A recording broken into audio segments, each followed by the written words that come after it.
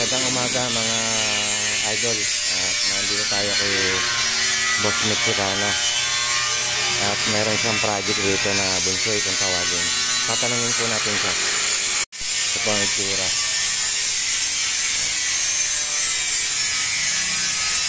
Ito po yung bagong project ni Boss Mexicano. Magandang umaga sa inyo lahat mga kaibigan. Para sa mga customer ko, baka gusto nyo magpagawa ng ganitong sasakyan, na bunsoy, na sawag. At ito ay may aircon. Baka gusto nyo magpagawa.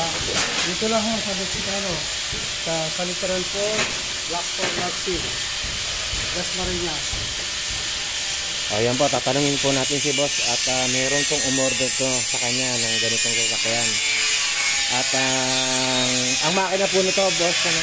Diesel 221. Yun, diesel 221. Taga saan naman po ang nakabili nito? Tiga na may siya. Yun, siya.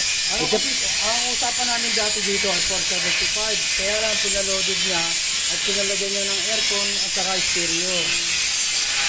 Bali kompleto po yan. Bali 520. 520. Tapos ang mga design po na ito, ilalagay nyo rin yan.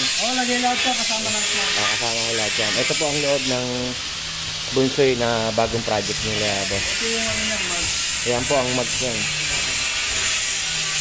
So, bali po, Boss, ang order po niyan ay taga na siya. Lebesia. At magkano naman, no? 520 kasi pinaloaded niya. Pinalagyan ng stereo sa mga accessories. Pero dati, usapan namin ay 475. Yan po, kompleto na. At naka-aircon. At may stereo na po yan, mga idol. Yan po. At tingnan po natin kung anong itsura nitong paikot na to. Ito po ay puro stainless, no, Boss? Puro stainless siya. Ano po ang magiging bangkuhan yan? Ang bangkuhan yun eh. Ayun, maganda po.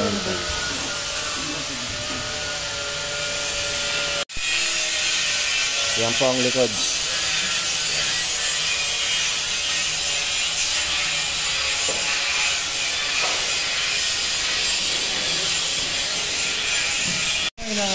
Nabubuksan. Pati itong kasoy. Nabubuksan din ito.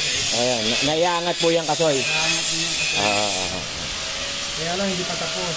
Pag halimbawa po bang, Boss, pag nag-order po ng ganitong sasakyan, mga gano'n naman po katagal bago matapos? Mga 3 buwan kalahati. 3 buwan hot kalahati.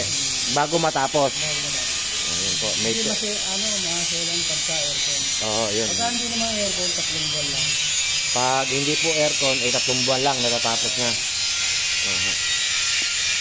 Sige ho. At babalikan po natin to pag malapit na po itong matapos mga idol.